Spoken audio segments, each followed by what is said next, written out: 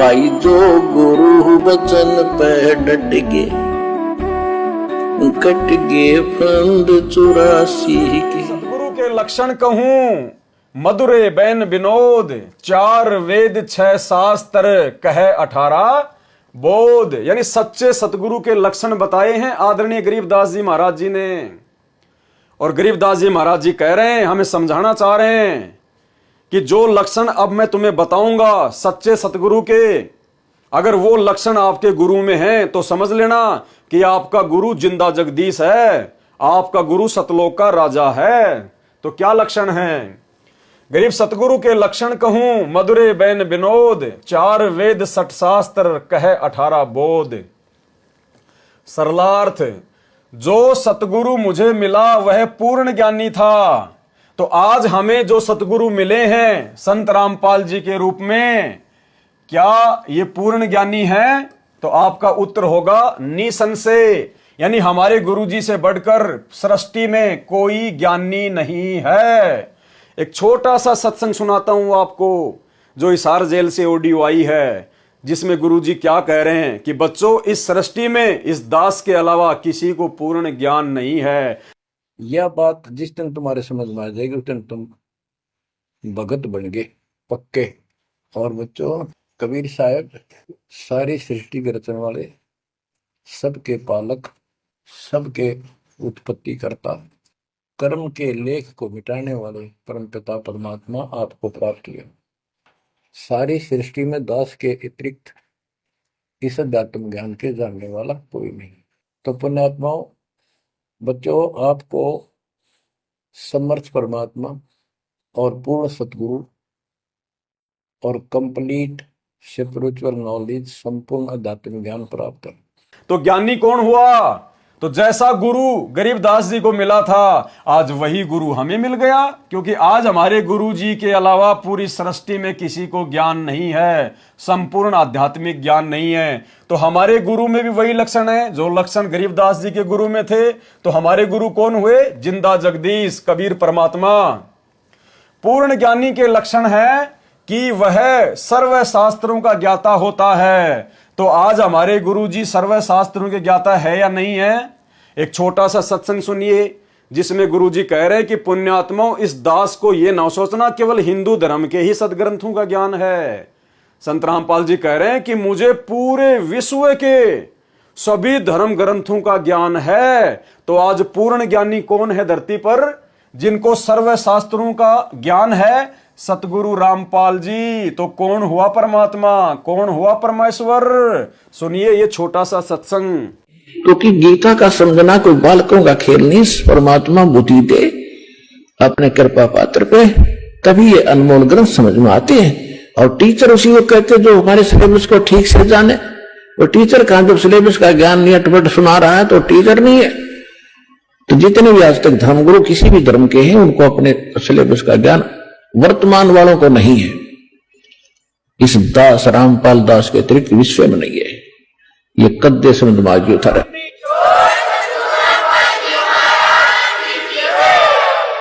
और दास को पूरे विश्व के जितने ग्रंथ है सबका जानकारी है, एक की नहीं। क्योंकि हमारा जन्म तो हिंदू धर्म में हुआ, केवल हिंदू धर्म के शब्द ग्रंथ नहीं, पूरे विश्व के जितने भी धर्म ग्रंथ हैं सबकी जानकारी दास को दी है कबीर भगवान ने, उस परमात्मा।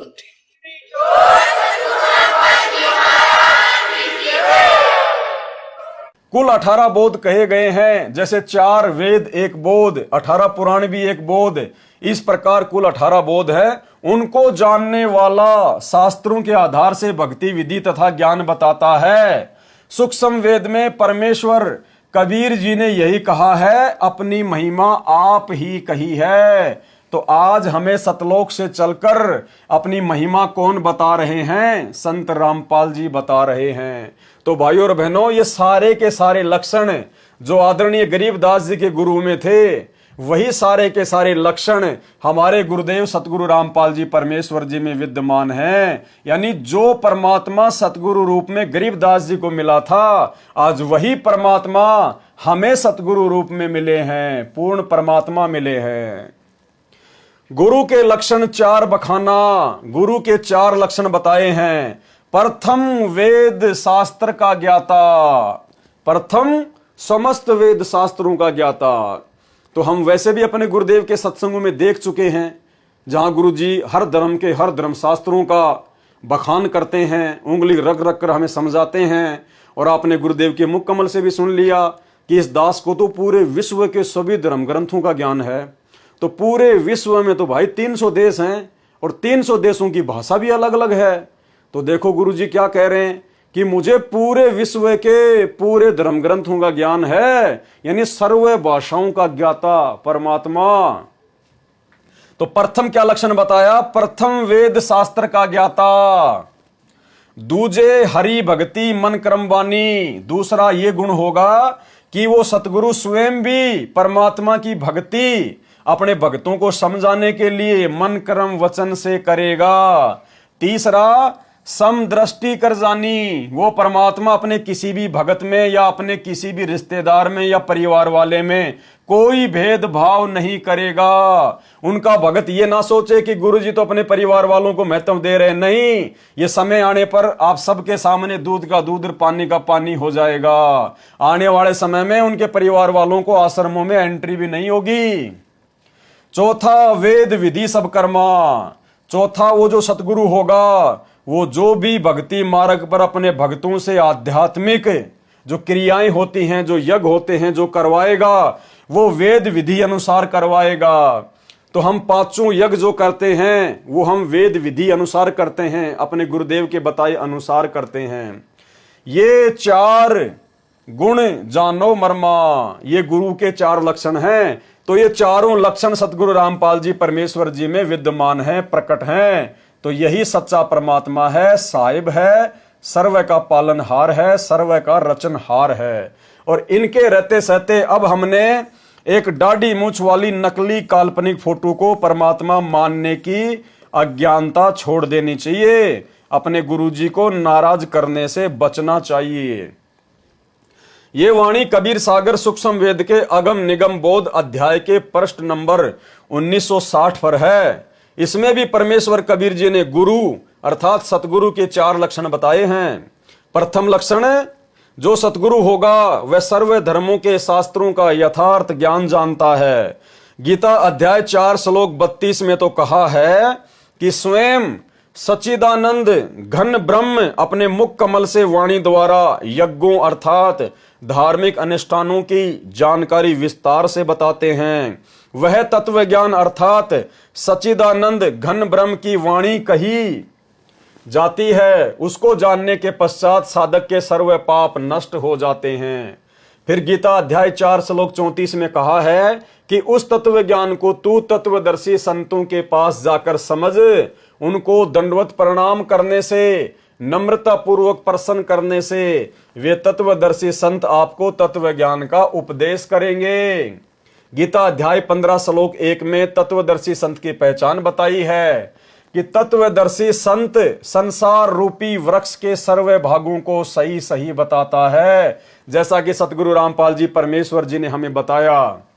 ऊपर को मूल, नीचे को शाखा वाला ये उल्टा लटका हुआ वृक्ष तुल्य संसार है।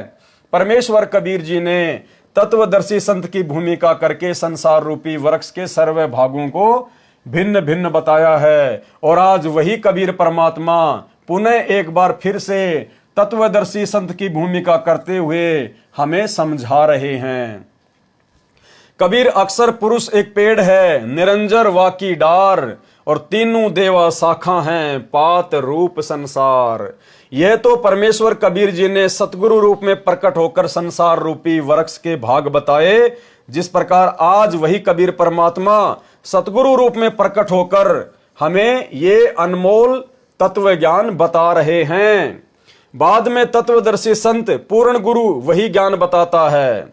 गीता अध्याय 15 श्लोक 16-17 तथा गीता अध्याय 8 श्लोक 3 में 3 पुरुष यानी प्रभु कहे हैं।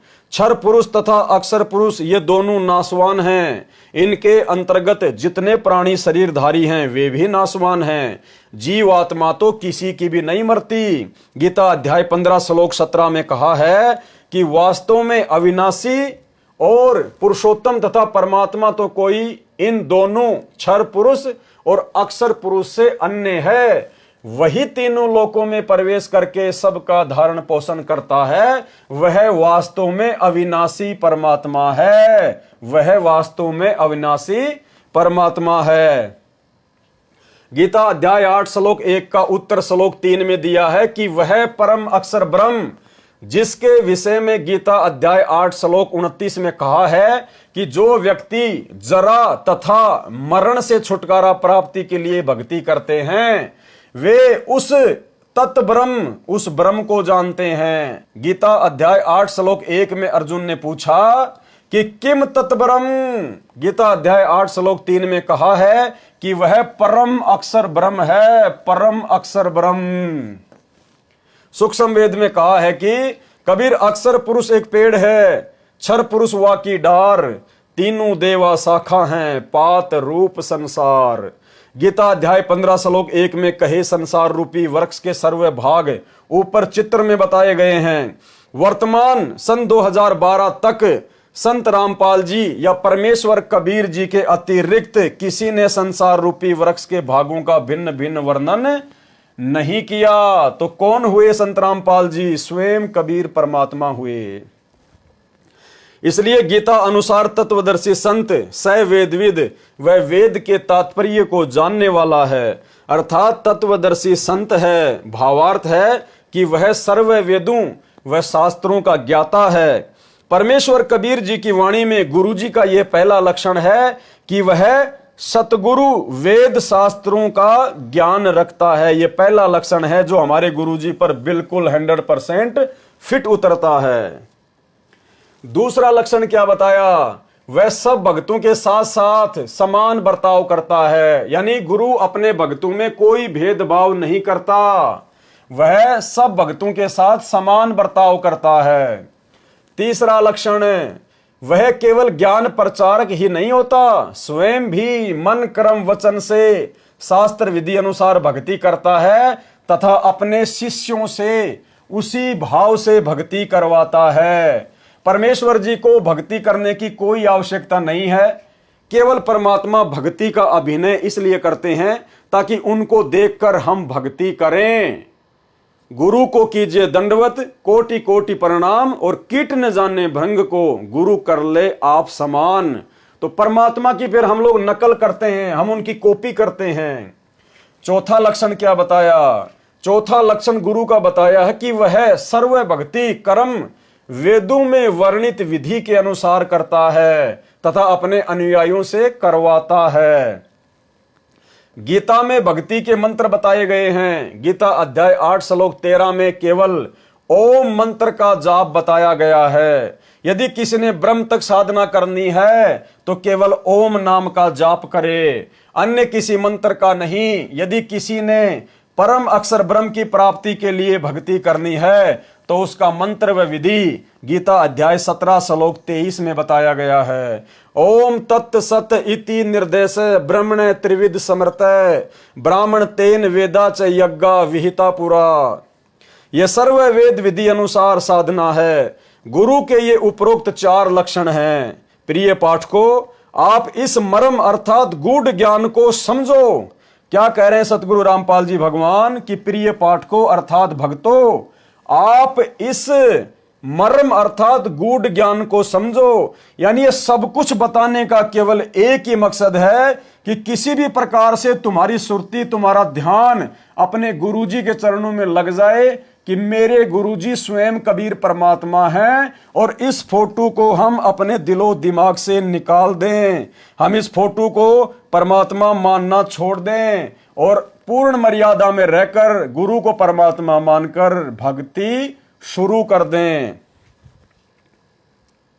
यह सर्व वेद विधि अनुसार साधना है। गुरु के ये उपरोक्त 4 लक्षण हैं। प्रिय पाठकों, आप इस मर्म अर्थात गूढ़ ज्ञान को समझो। इसी प्रकार संत गरीबदास जी ने गुरुदेव के अंग की वाणी संख्या 17 में कहा है कि सतगुरु के लक्षण कहूं मधुरे बैन विनोद, और 4 वेद 6 शास्त्र वो कह 18 बोध। सरलार्थ, सतगुरु के लक्षण बताता हूं। सतगुरु मृदु भाषी यानी मीठी भाषा बोलने वाला होता है। 4 वेदों तथा 6 शास्त्रों का ज्ञान बताता है। अब ये मीठी भाषा कैसे बोलता है सतगुरु भाई और बहनों? आप सबको पता है कि हमारे गुरुदेव भगवान ने, कबीर परमात्मा ने हरियाणा में प्रकट होने की लीला की है। और हरियाणा के लोगों की जो भाषा है वो सबसे ज्यादा खड़ी भाषा है। यानी हरियाणा का आदमी यदि प्यार से भी बोलेगा तो ऐसा लगेगा जैसे वो झटका मार रहा है। और हरियाणा के लोगों की आवाज को हर जगह पसंद नहीं किया जाता है, लोगों को अच्छी नहीं लगती है, क्योंकि अहंकार भरी आवाज है। और भाई और बहनों, सतगुरु रामपाल जी परमेश्वर जी ने उसी हरियाणा के बीच में गांव धनाना में प्रकट होकर और आज हमारे लिए हजारों की संख्या में तत्व ज्ञान युक्त सत्संग कर दिए हैं। और उसी परमात्मा की उस हरियाणवी भाषा में सत्संग सुन के आप और हमारी आंखों में आंसू आते हैं। जिन हरियाणा के लोगों की आवाज लोगों को अच्छी भी नहीं लगती है, हरियाणा के लोगों की आवाज लोगों को मीठी नहीं लगती, अच्छी नहीं लगती, खड़ी आवाज लगती है, अहंकार युक्त आवाज लगती है। और उसी हरियाणवी में सतगुरु रामपाल जी परमेश्वर जी ने जींद सत्संग 1997, रोहतक सत्संग 1997, करोथा सत्संग 1997, काठमंडी सत्संग 2000 परमेश्वर ने हजारों की संख्या में किए हैं। उन सत्संगों को सुन के हमारी आंखों में आंसू आते हैं। इसलिए हमने इस धोखे में नहीं रहना चाहिए कि सतगुरु रामपाल जी भगवान हरियाणा के हैं, ये तो सतलोक का वासी है। तो क्या लक्षण बताया? सतगुरु मृदुभाषी होता है, अर्थात मीठा बोलता है, चारों वेदों तथा 6 शास्त्रों का ज्ञान बताता है। भाई जो गुरु बचन पे डट के कट गे फंद 84 के, कट गे फंद 84 के, कट गे फंद 84 के।